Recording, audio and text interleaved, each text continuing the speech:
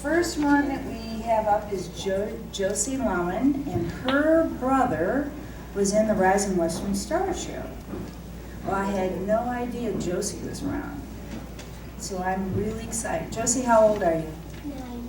9. Okay, so Josie Lauman is going to be our first poet.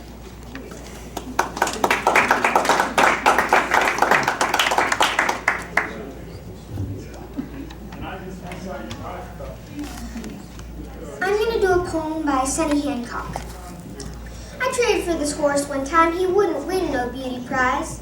Just a great big, long-eared blue-roan gelding, but not too bad for weight or size. Now I had to make some tough old circles, and this trader guaranteed that this horse would show me lots of country and not need too much rest or feed. Now this here ain't no kid's horse, but he'll pack you up the creek. Of course he will hump up on some occasions, and he has been known to kick. I wouldn't trade him to just anyone without having some remorse. But if you're sure enough cowpuncher, mister, he's your kind of horse. So I stepped on that horse next morning. He began to buck and bawl. That trader hadn't mind none, he just hadn't told it all. 'Cause we sure tore up the country where he throwed that equine fit. I started running out of handholds by the time he finally quit. Now that seemed to set the pattern. Things just never really seemed to change. Though I showed him lots of country, every corner of this range, but every time I'd ride that booger, he would keep me sitting tight. I knew I'd make at least 3 bronc rides before he'd pack me home that night. And that'd have been okay on lots of horses that I knowed. But that old pony had my number. I just barely get him rode. The thing that really spooked me and sort of put a damper on my pride is I figured he was learning how to buck faster than I was learning how to ride. So I pulls into camp one evening and it was getting pretty late. Seen this gray horse in the corral, there's a saddle by the gate. I looked that gray horse over and I sure liked what I seen. Then this kid showed up around the barn. He must have been about 16. Said he'd lamed that horse that morning coming down off Granite Grade. He's wondering if I had a horse that I'd maybe like to trade. Said he didn't have no time to stop and rest and let him heal. And since beggars can't be choosers, well, he'd make most any kind of deal. Now, when a feller's trading horses, why, most anything is fair. So I traded him my blue-roan gelding for his gray horse then and there. But then my conscience started hurting when I thought of what I did. Trade a fly-blow dink like that off on some little wet-nosed kid. So next morning after breakfast, I tells him, listen, lad, if you want to know the truth, that trade you made last night was bad.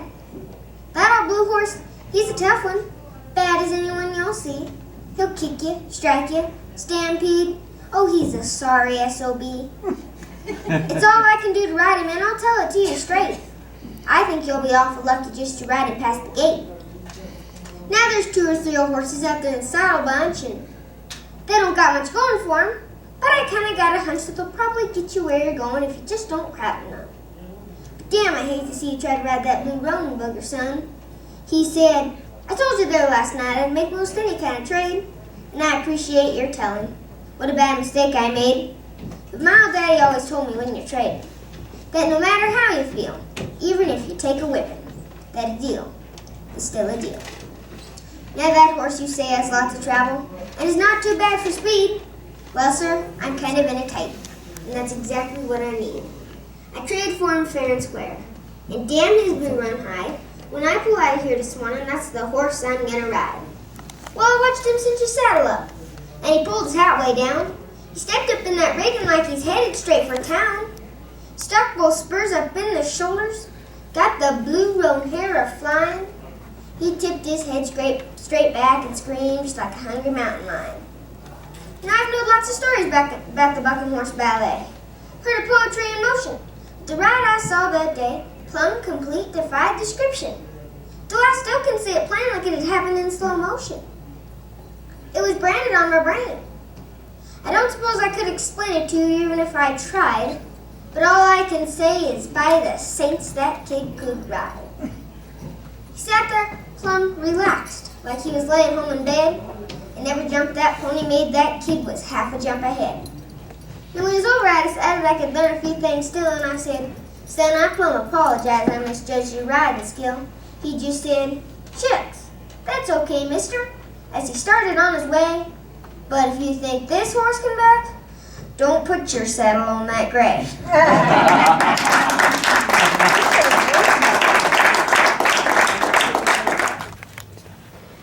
Well, I live on a horse ranch and I help my mom and dad train horses. And I clean stalls every day. It's very boring. And I love to ride, and me and my brother go out around 5 o'clock in the morning and go help herd the neighbors' cows. Up to water, it doesn't really matter. Just to have fun. To avoid school and stalls and chores. What do you train? I train ponies. Yeah. And if you have any ponies, send them home with me. And the poem I'm going to do is by Bruce Cascadden. When you're third by Bruce Cascadden. If a feller's been astraddle, since he's big enough to ride, and has had to throw a saddle onto every sort of hide. Though it's nothing they take pride in, most fellers I have knowed, have they ever done much riding, has at various times got throwed. It perhaps is when you're starting on to round up some fine day, and you feel a bit uncertain about some little wall-eyed bay. For he swells to beat the nation, while you're cinching up the slack, and he keeps an elevation in your saddle up the back. He starts rearing and a-jumping and he strikes when you get near, but you cuss him and you thump until you get him by the ear. Then your right hand grabs the saddle and you catch a stirrup too, and you aim to light a straddle like a woolly buckaroo. But he drops his head and twitches and he gives a backward jump. Out of reach your stirrup twitches and your right spur grabs his rump. "Stay with him," shouts some feller, but you know it's hope forlorn, as you feel a streaky yeller as you choke the saddle horn. And you feel one ring dropping and you know he's got his head, now your shirt tails out and flopping and the saddle pulls like lead. And for it ain't no use in trying, for your spurs begin to slip. Now you're upside down and flying and the horn tears from your grip. And you get a vague sensation, as upon the ground you roll, like a violent separation twixt your body and your soul. And you lay again a hummock, where you lay and gap for breath, and something grips your stomach, like the awful clutch of death. Yes, the landscape round you totters when at last you try to stand. Yes, you're shaky on your trotters and your mouth is full of sand. They all swear you beat the circus, or a hoochie-coochie dance, mopping up the canyon surface with the bosom of your pants. There's fillers who give prescriptions how them broncos should be rode, but there's few that give descriptions of the times that they got throwed. Thank you. All right.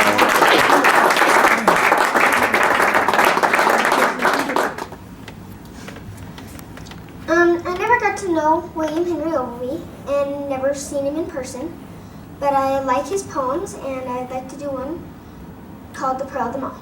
The Pearl of the Mall by William Henry Ogilvy. Gaily in front of the stock whip, the horses come galloping home, leaping and bucking and playing, with sides all lather of foam, but painfully, slowly behind them, with head to the crack of the fall, and trying so gamely to follow, comes limping, Pearl of the Mall. He's stumbling stiff in the shoulder, and splints from the hoof to the knee, but never a horse on the station has half the spirit as he. Give all these boasts of their breedings, these pets of the paddock and stall, but 10 years ago. But 10 years ago, not their proudest could live with the Pearl of the Mall. No journey has yet overbeat him, no day too heavy or hard. He was king of the camp and the muster, and pride of the wings of the yard. But time is relentless to follow, and the best of us bow to his thrall. And death, with scythe on his shoulder, is dogging the Pearl of the Mall. I watch as he goes whinnying past me, and memories come with a whirl of reckless wild rides with the comrade, and laughing gay rides with the girl. How she decked him with lilies and love knots, and plaited his man at my side. And once, in the grief of a parting, she threw her arms around him and cried. I gave her my promise, that night that we parted in tears, keeping be kind to the old horse, to time made a burden of years, and for his sake and one woman's. So fetch me my gun from the wall. I have only this kindness to offer, as a gift to the pro of them all. Here, hold him out there by the yard wing, and don't let him know by a sign. Turn his head to you ever so little. I can't bear his eyes to meet mine. And stand still, oh boy, for a moment. Oh, these tears, how they blind as they fall. Now God help my hand to be steady. Goodbye, pro of them all.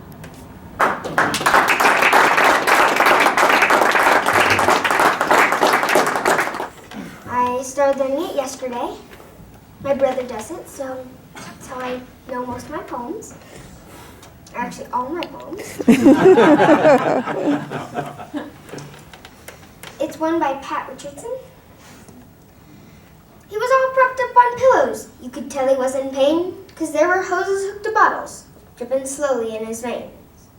I says, what would you do different if he'd done it all again? He ponders on the subject some. He says, that all depends. If the same thing was to happen and I knew it in advance, I'd have taken along a rifle and an extra pair of pants. I wouldn't have rode that gray horse, he said deep in thought. And in retrospect, I reckon I'd have shot that dog I brought. He's the cause of most of my problems, he says with an icy stare. And what the heck's he thinking about barking at that bear? And his nostrils flared in anger. He was twitching in his cast. And any horse but that gray one. I needed that one that was fast. He knew that bear was back there. He chased us down the hill. I bailed off and ran right past him, like he was standing still. And I wouldn't have climbed that oak tree if I'd have known at the time, but nobody ever told me that a grizzly bear could climb. And I doubt I'd spurred his head so hard when he came a-climbing close, because of all the things I'd done, I believe that ticked him off the most. But the main thing I'd do different, if just one I could pick, is I'd have stayed in the bunkhouse and pretended I was sick. Thank you.